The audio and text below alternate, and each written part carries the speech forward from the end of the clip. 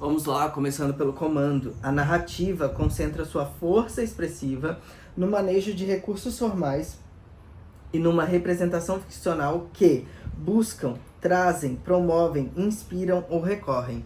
Vamos ver. Seus primeiros anos de detento foram difíceis. Aos poucos entendeu como o sistema funciona. Apanhou dezenas de vezes, teve o crânio esmagado, o maxilar deslocado, braços e pernas quebrados. Por fim, um dia ficou lesionado da perna quando foi jogado da laje de um pavilhão. Gente, que horror. Desumano.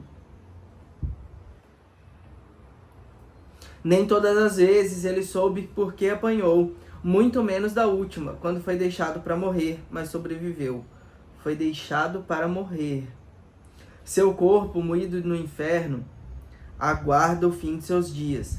Já não questiona mais, obedece, cumpre as ordens, baixa a cabeça e se retira, apanha, às vezes com motivo, às vezes sem. Por onde passou, derramaram seu sangue. Gente, que texto forte. Seu rastro pode ser seguido, olha só.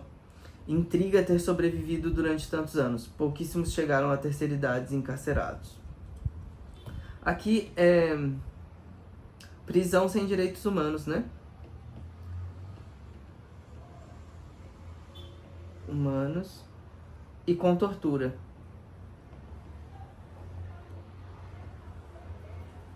Fortíssimo esse texto. Vamos lá.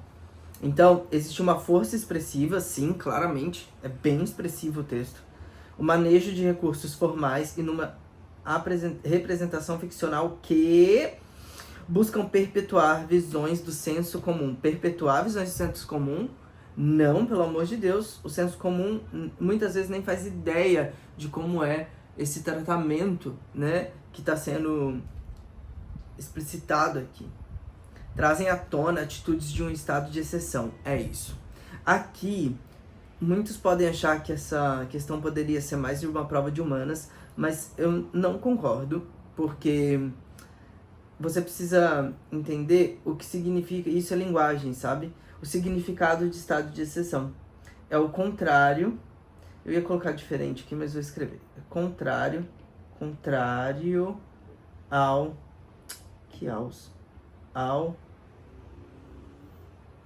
Estado democrático, tá? Aí isso é significado mesmo de expressões e tudo mais, pra mim, isso é linguagens. Você entendendo o conceito de Estado democrático inclui direitos humanos, inclui não existir tortura, tá? Dentre outras coisas, tá? Mas especificamente sobre o texto, para não fugir do comando, Estado democrático significa ter direitos humanos e não ter tortura. E nós temos aqui um texto que traz um estado de exceção, que é o contrário do Estado democrático. É muito importante vocês saberem o significado de estado de exceção, tá? Tanto para prova de linguagens quanto de humanas. Então, sim, é isso. Trazem à tona atitudes de um estado de exceção. Promovem a interlocução com grupos silenciados. Olha só, esse é um bom distrator. Quem marcou esse não fica triste, porque é um ótimo distrator. E eu vou explicar o porquê não pode ser. Interlocução, não. É uma reflexão. Seria interlocução se um dos encarcerados pudesse falar por meio desse texto.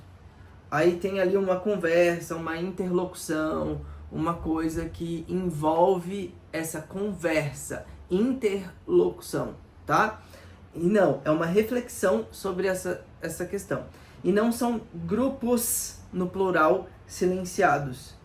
É um grupo silenciado, é um grupo só, os encarcerados, tá? Mas pra mim, talvez, esse seja o melhor distrator, talvez dessa prova inteira. Eu gostei muito desse distrator, ele foi bem montado e ele ajuda a gente a estudar para a prova de linguagem, sabe? Porque se você aprende o porquê que esse aqui tá errado sem brigar, mas se propondo mesmo a aprender, cara, você aprende muitas questões de linguagens só porque você soube entender esse distrator. E você vai entender vários outros, tá? Então, não promove a interlocução com grupos silenciados. Primeiro, porque não é uma interlocução, é uma reflexão, né? Ele propõe uma reflexão aqui, não tem interlocução. E não são grupos silenciados.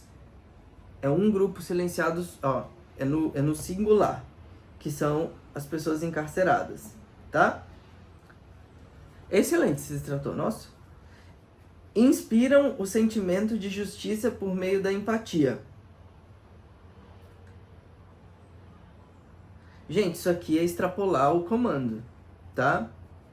É você deduzir que o texto quer inspirar o sentimento de justiça por meio da empatia, de você ficar empático com o que eles estão passando. Um excelente distrator também para quem extrapola o texto. Em nenhum momento o texto fala sobre sentimento de justiça, nem de empatia. Você está fugindo. Ah, você sentiu empatia. Não, mas daí isso aí... Você pode sentir 1000 coisas lendo. Não é sobre o que você sente. É sobre o que está pedindo o comando. Tá bom? Recorrem ao absurdo como forma de traduzir a realidade. Realmente os acontecimentos são absurdos, mas eles são verdadeiros, tá? Então eles não recorrem ao absurdo como forma de traduzir a realidade. Não é isso. São situações que realmente acontecem, que são verdadeiras, que são desumanas, tá?